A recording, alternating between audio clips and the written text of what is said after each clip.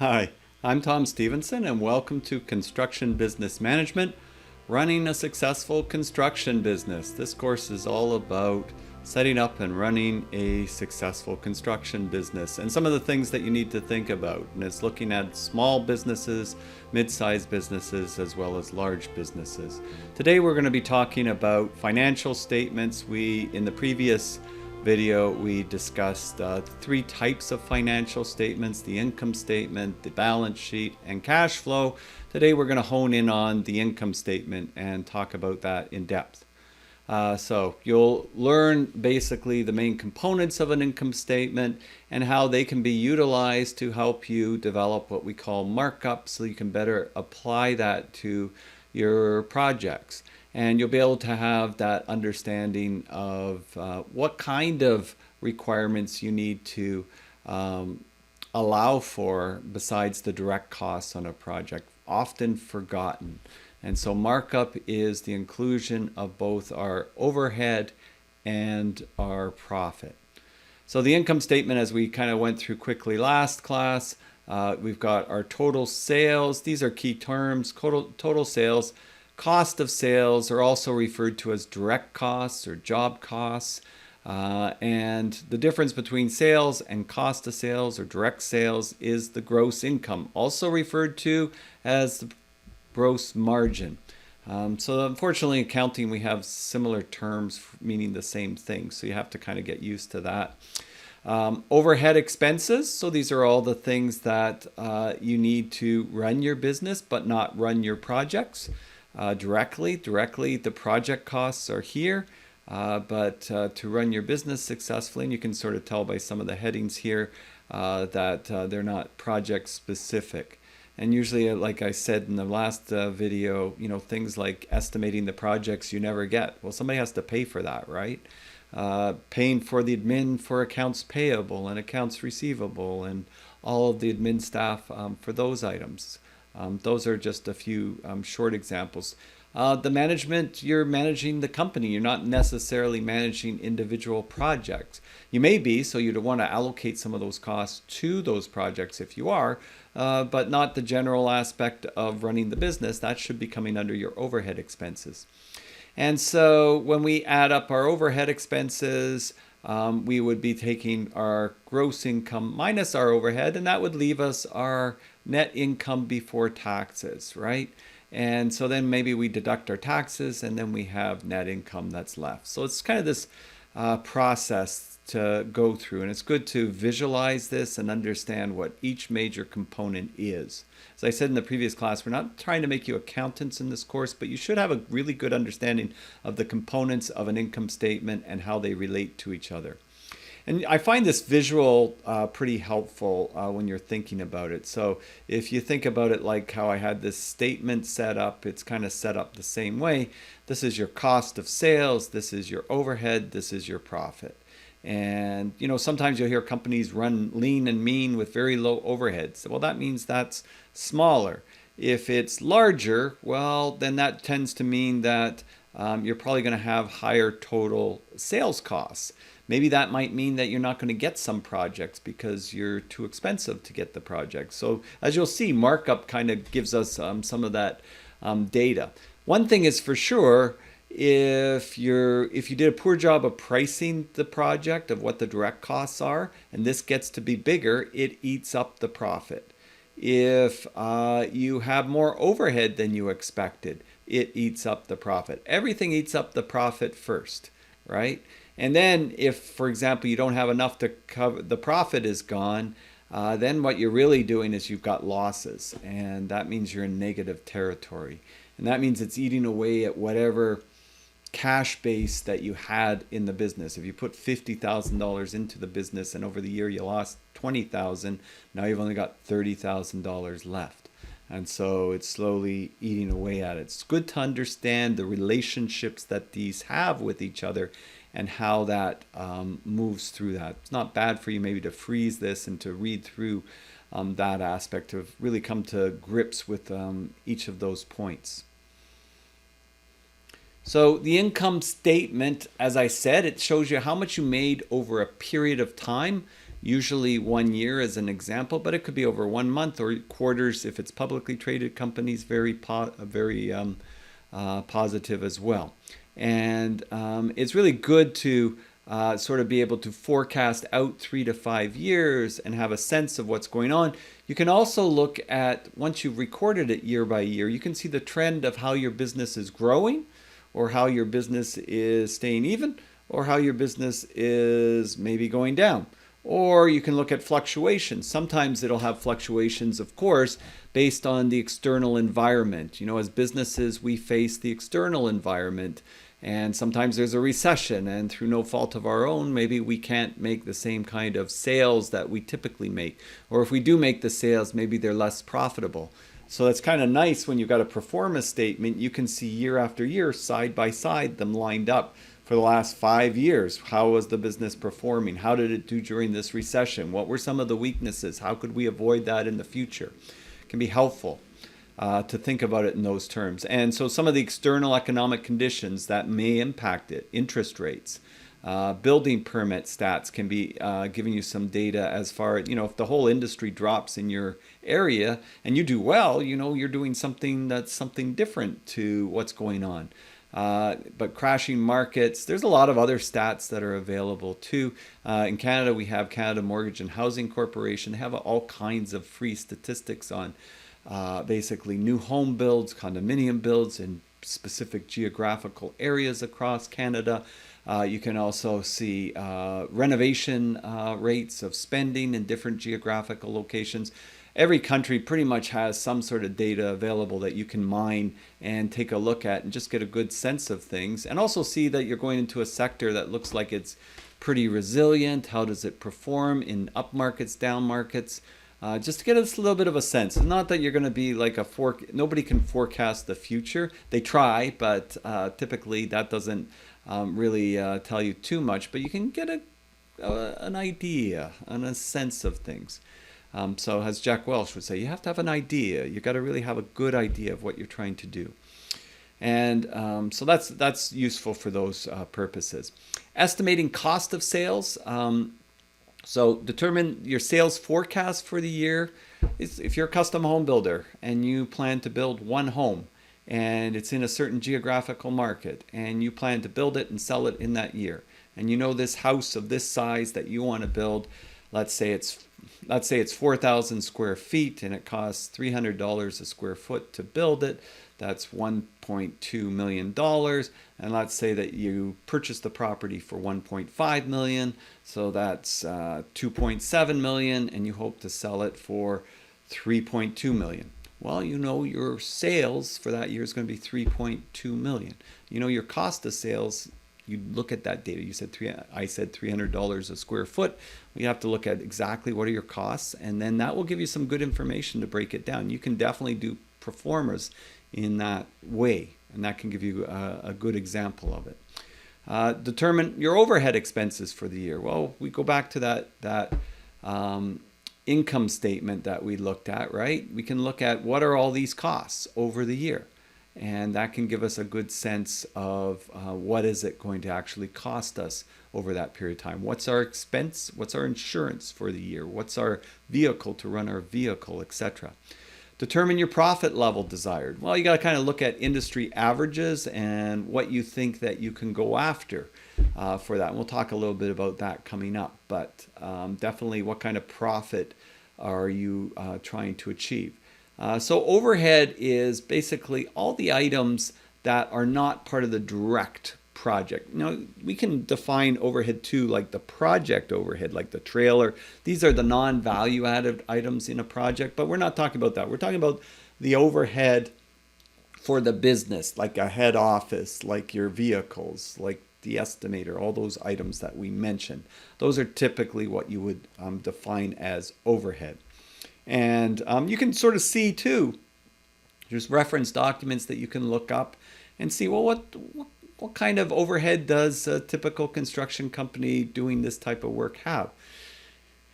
It can be kind of varied, so it just gives you a sense. Small business for sure can keep their overhead very small if you're operating out of a home office or something of that nature. it's pretty easy to keep your overhead fairly low. But once you start to grow to a certain size, you are going to need an office and you are going to have staff, and then that's going to have other extra costs with it. But it is good to have a sense what's your industry average in that, because from a percentage basis, not by a total dollars basis, but by a percentage of sales basis, because you need to compete against those other players. And if you've got 40% overhead and they've got 20% overhead, very hard for you to compete unless you're adding something, have a distinct competitive advantage, and you're adding extra value as a result of that overhead somehow. It's very difficult for you to compete. But if you're kind of similar on the overhead and you're similar on the profit, then it's really where the line item comes, is how effective and productive and efficient, how much are little rework and things like that do you have on your projects. And that's where you can look at efficiencies in your operations. So yeah, you can definitely look at overhead from that perspective of, what do we need? What do we require? And is it adding value to the business? Do we need this for our business to grow?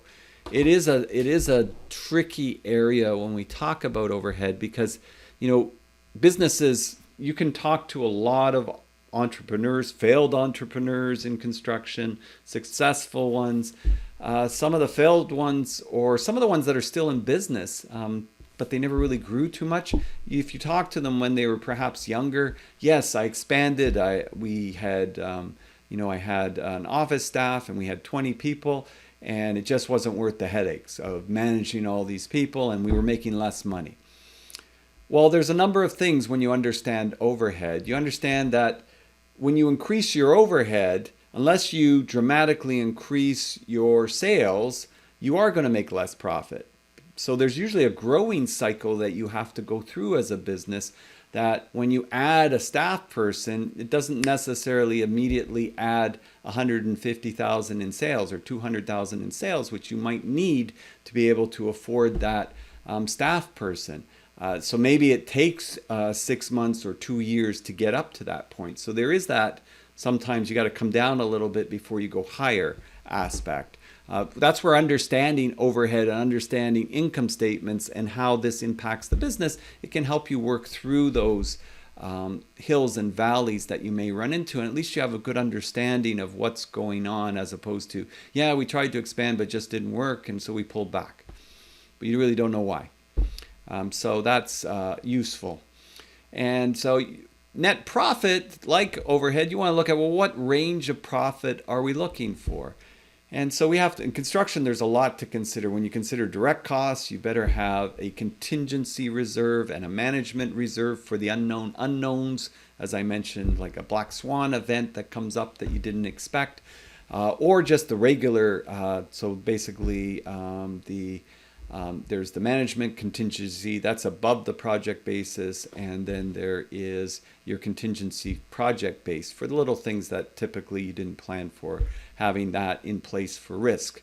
It can't be too big, because then you won't get the projects, but you're not pricing things that everything works perfectly, like we said with the planning fallacy.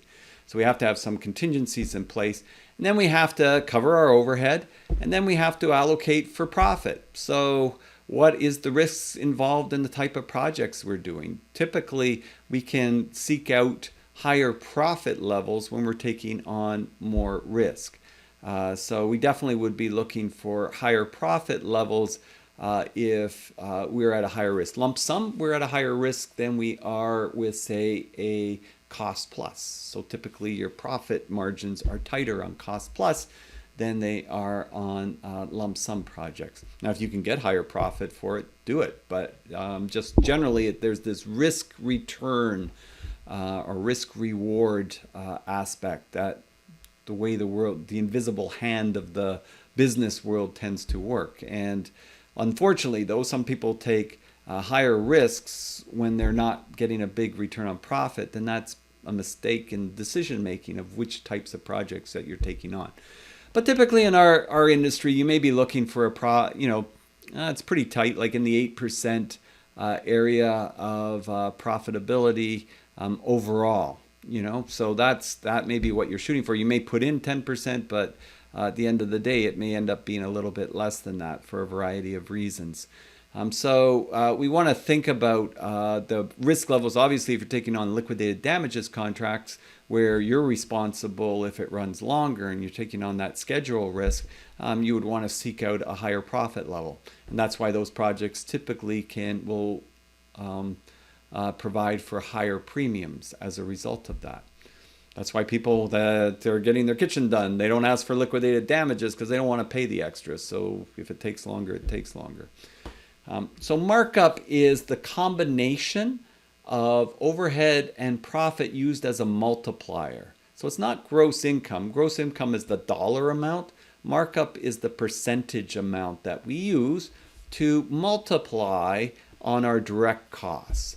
It tells us if we did our careful, we've got this project and it's $100,000, right? And so if the project's going to be $100,000 direct costs, we've done our estimating, quantity surveying, we've got it all broken out, our direct costs. Well, our markup would be how much do we need to multiply that $100,000 by so that we've allocated for profit and overhead. Now, if our business, let's say, plan to get 4 $100,000 projects, and so 400,000 total sales in a year, right?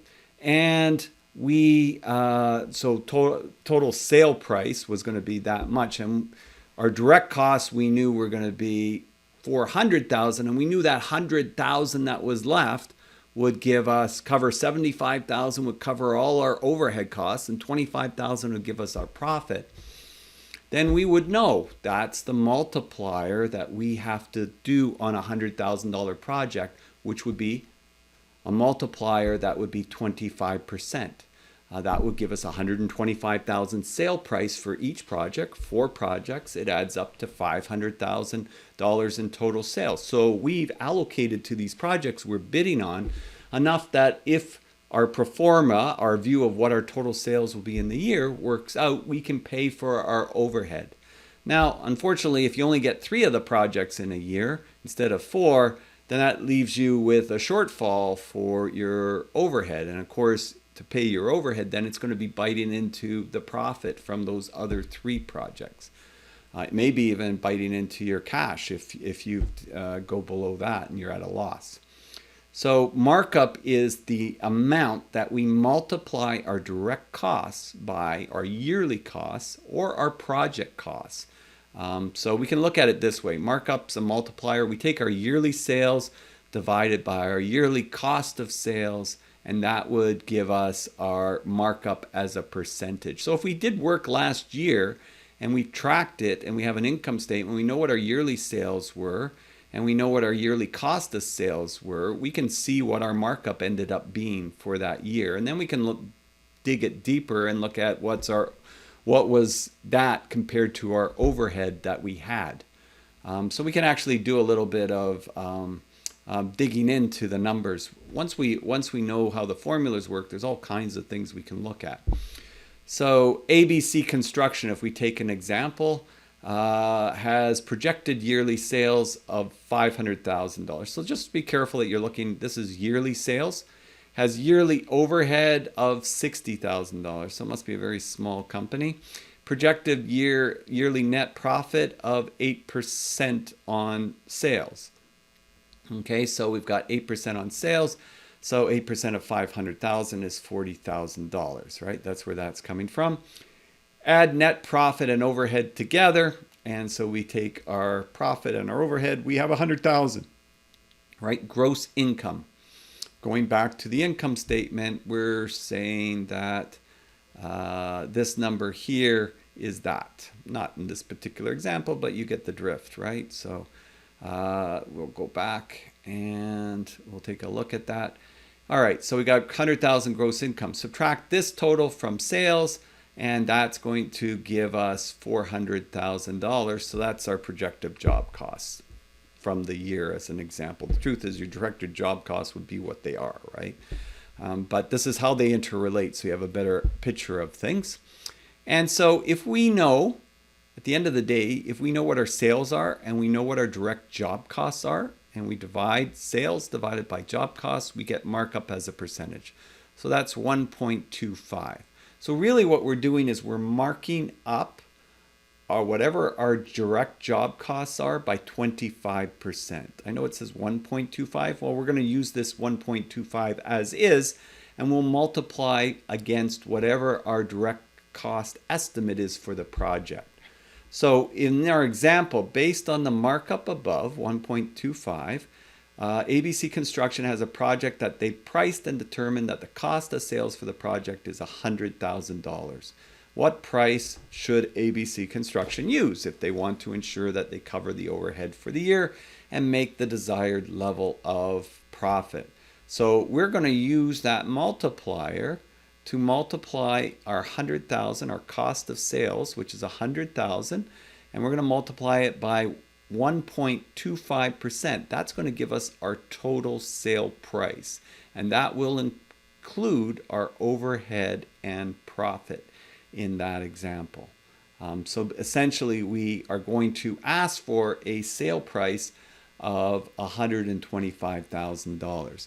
So you have to think that through fairly carefully, because now, say you're a business, and it could be 125,000, it could be 125 million, whatever it is.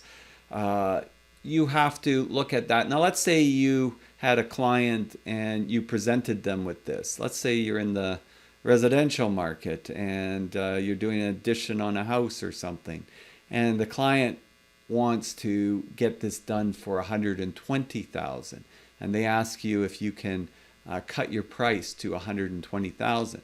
Well, if you cut your price to 120,000, that 5,000 you took off is coming directly from your profit. So you got to understand that's just taking straight off your profit.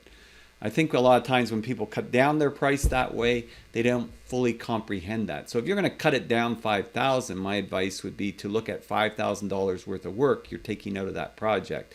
Yeah, sure, we can cut down $5,000. Instead of the hardwood flooring, you go with the carpet. Whatever.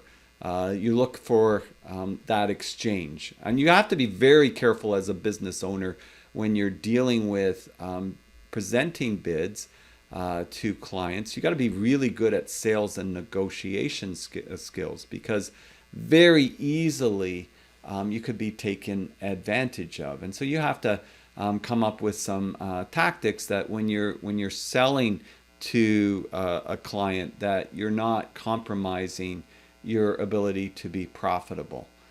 So you have to come up with a strategy that fits your personality and develop that. You also have to realize that, as I've said in previous lectures, 80% of your business comes from repeat business. So you can be pretty sure that those clients are going to refer other people if they're happy. But the first thing they're going to say to their friends is, oh yeah, make sure you ask for a lower price. So if you want to give wiggle room in your ability to lower this price, then you better make it slightly higher so that you've got a little bit of wiggle room, so you still end up at your target profit amount. So that's, there's different tactics that you can use as a business, or other businesses will just say, well, sorry, we've done very careful and we're very analytical about it, and this is the price, but we can adjust it. We could look at removing certain items that would make it more cost effective for you. There's different ways. Some clients, you realize that unless they get something off, they don't want to deal with you. It's just sometimes different personalities or different cultures, how they were brought up. And so then you have to look at that. Do I have a little bit of wiggle room in this price to be able to offer a little bit? That's one thing. If it's a competitive bid in a government project, that's not going to be an issue. It's going to go to the lowest price. You've been pre-qualified and this is who it is, right? And there's been a bid bond on it. There's no issue with that and in those cases.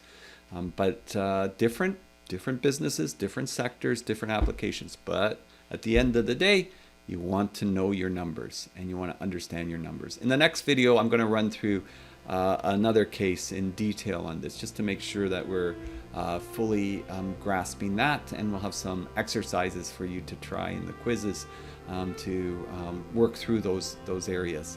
Okay, so I'm Tom Stevenson, wishing you a wonderful day, and understand your income statements, understand what markup is, and make sure you're covering your overhead and your profit. Otherwise, you're just earning a wage if you're lucky. Bye for now.